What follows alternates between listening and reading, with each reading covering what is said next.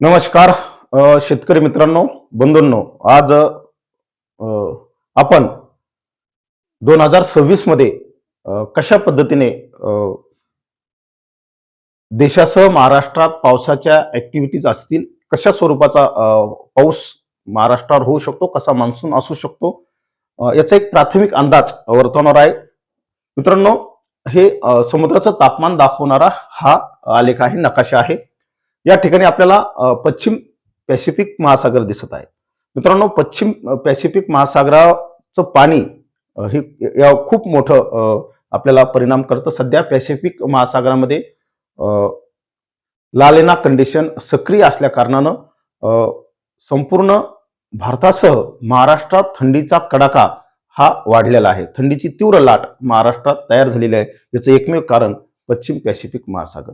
परंतु मित्रांनो, येणाऱ्या काळात पश्चिम पॅसिफिक महासागरातलं पाणी प्रवाह हे पूर्वेकडे वाहणार आहे आणि पूर्वेकडे जेव्हा पाणी वाहते तेव्हा त्याचा परिणाम मित्रांनो, बाष्पयुक्त पाणी, उष्ण हवा जेव्हा पूर्वेकडे वाहते तेव्हा त्याचा परिणाम हा पश्चिमेकडे येईल, भूभागावर, विशेषतः आशियाई राष्ट्रावर होत असतो कमी पावसाच्या रूपानं. या सर्व गोष्टी आपण जाणून घेऊ की कसा 2026च्या कशा पावसाला आपल्याला सामना करावा लागेल, तिची एक माहिती सांगणारा हा व्हिडिओ आहे. त्यामुळे शेवटपर्यंत मित्रांनो पहा.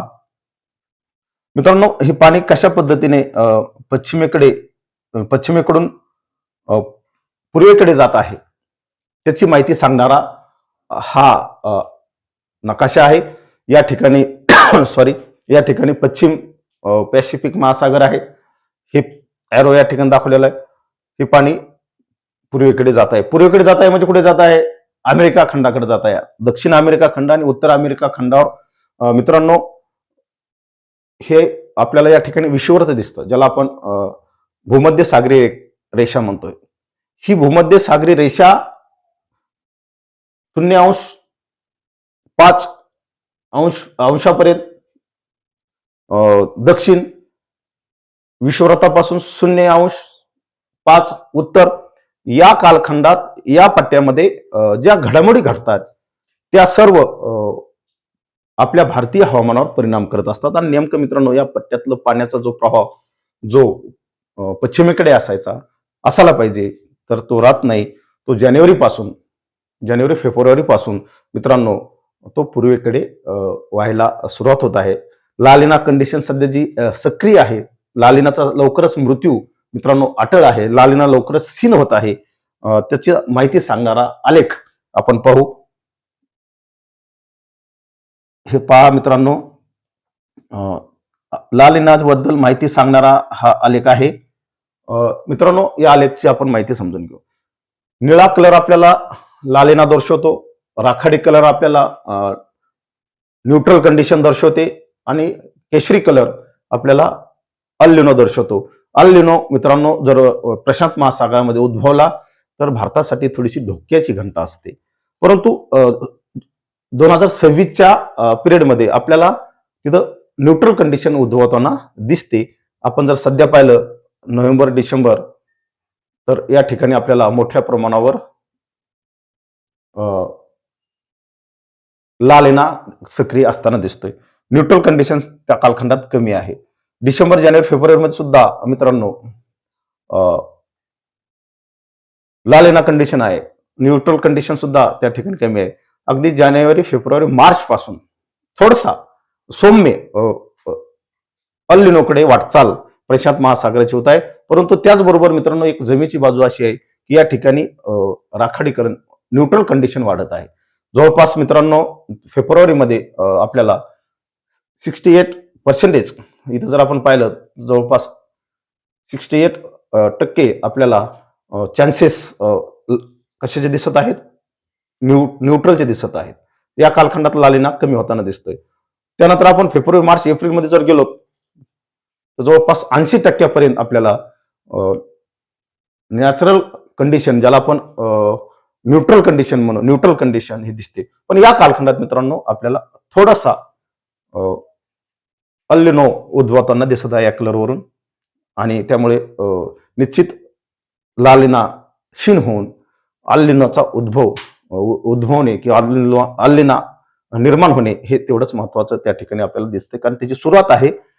पण मित्रांनो, आपल्या भारतातला जो मान्सूनचा पिरियड आहे, जून, जुलै, ऑगस्ट आणि सप्टेंबर या 4 महिन्यापर्यंत आपल्याला फारसा स्ट्रॉंगली अल्निनो दिसत नाही. अल्निनो नेमका उद्भवतोय, पाण्याचे प्रवाह पश्चिमेच्या ऐवजी पूर्वेकडे वाहत आहेत. त्यामुळे भारतीय मोसमवर, भारतीय हवामान सिस्टीमवर निश्चित परिणाम होणार आहे, परंतु फार मोठा परिणाम होणार नाही. आपल्याला कमी पावसाचा सामना करावा लागेल. 2026 मध्ये राज्यात दुष्काळजन्य परिस्थितीची शक्यता राहील. दुष्काळ पडणार नाही 2026 मध्ये मित्रांनो, हा एक अंदाज आहे. परंतु या ठिकाणी मला अधिक पुढे जात असताना जुलै, ऑगस्ट आणि सप्टेंबर, जुलै, ऑगस्ट आणि सप्टेंबरचा आपण कालखंड जर पाहिला तर मित्रांनो, न्यूट्रल कंडिशन आपल्याला कमी होताना दिसते आणि अल्निनो बळावताना दिसतोय. 2026 म्हणजे मित्रांनो, 2026च्या उत्तरार्धात जेव्हा 2026 हे संपत येते, तेव्हा भारतातला पाऊस बऱ्यापैकी संपत आलेला असतो आणि हिवाळ्याचा कालावधी सुरू झालेला असतो. या कालखंडात जसं आपल्याला प्रशांत महासागरामध्ये लालेना असल्यानंतर थंडीचा सामना करावा लागला, तर मित्रांनो या कालखंडात प्रशांत महासागरामध्ये अल्निनो उद्भवत आहे. त्यामुळे उन्हाळा तीव्र जाईल भारतातला, हे मात्र आता निश्चित झालेलं आहे. प्रचंड उन्हाळ्याचा सामना येणाऱ्या काळात आपल्याला करावा लागणार आहे. आणि पर्यायाने मित्रांनो, 2026 हा सौम्य आहे अल्निनो, परंतु 2027 मध्ये सप्टेंबर 2026 पासूनच तीव्र अल्निनोकडे वाटचाल होत आहे. त्याला आपण सुपर अल्निनो असं म्हणू.